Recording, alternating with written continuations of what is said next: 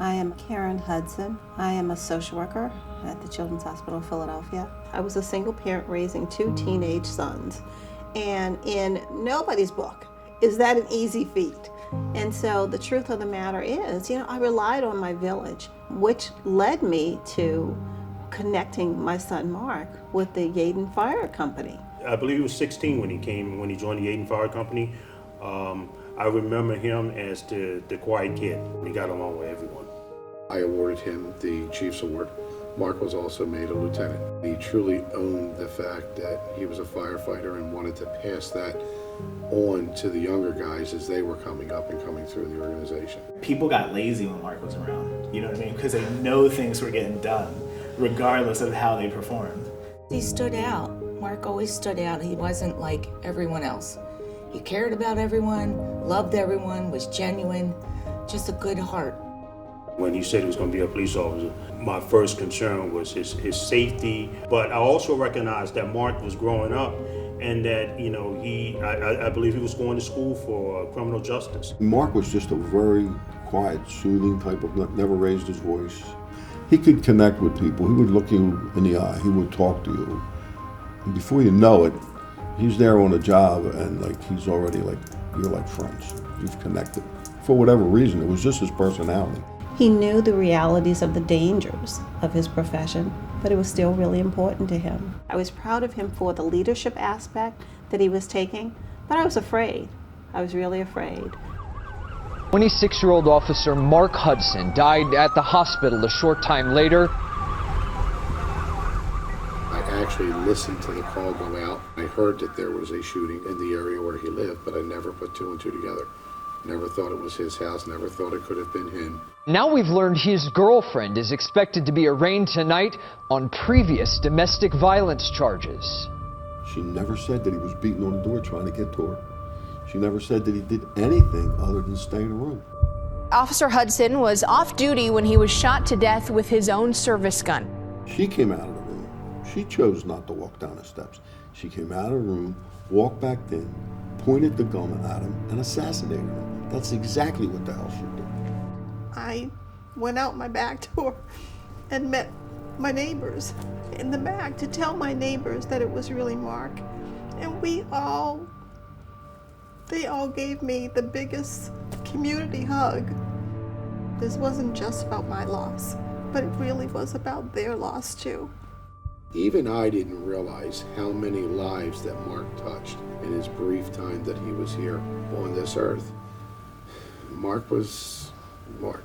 Mark didn't really divulge a whole lot to a whole lot of people. I had to put the police department out of service for 3 days. I had other towns answering calls because I just couldn't have my guys on the street. They were a mess. I was totally unaware that it was at the level that it was at. And I talked to Mark many times, and he never mentioned anything like domestic violence. I never thought that she could have done something like this, because I knew her. So I never thought of her to ever be that violent. What I didn't know was that Mark was telling other people in his circle. And if we all knew that he was telling so many people, perhaps we could have done something differently.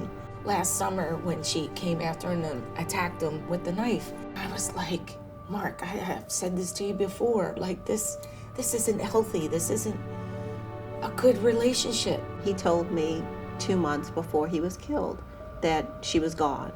And I breathed a sigh of relief. Mark knew how I felt, and he knew that I was frightened for this situation, and I didn't want him and her to be together. He knew that. But it was a surprise to me when I found out, that she was back. And she'd only been back maybe for a week or so before he was killed. Domestic violence is a pattern of someone trying to intimidate the other person and use control to get that person to do exactly what they deem as right in a relationship, what pleases them. So it's all about power and control. Men are not as likely to reach out for help. And that's for different reasons. They don't want to be shamed. They don't want their pride to be questioned. A lot of times they don't want to lose their positions, in life or at work. There's a very bad stigma that most men follow. It's we're too brave, we're too macho. These things can't happen to us. I think what has to happen is there has to be more education. If you're having a problem, it's okay to go talk to somebody. It's okay to go talk to a professional. I feel like that's something really hard for a man to do. And if I was in his shoes, I probably would have did the same thing. You know, I probably wouldn't have told people. I would probably have kept it to myself. Unless we break down those walls of secrecy and work hard together to reach out and to seek help, we're not gonna make a dent in this being a problem that we can solve. I know that he was surrounded by people who were helpers themselves, you know, and who were rescuers, and he himself was a helper and a rescuer. And if someone would have went to him with an issue of domestic violence, he would have done everything that he could to get that person out of the situation. But why did Mark feel like he could reach out for help himself? We have to hold ourselves accountable for changing the conversation about this, because even if you are the helper, it's okay to ask for help. I am Mark's mom.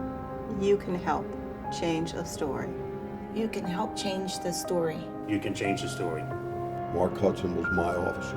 Reach out, change the story. Reach out. You can help change a story.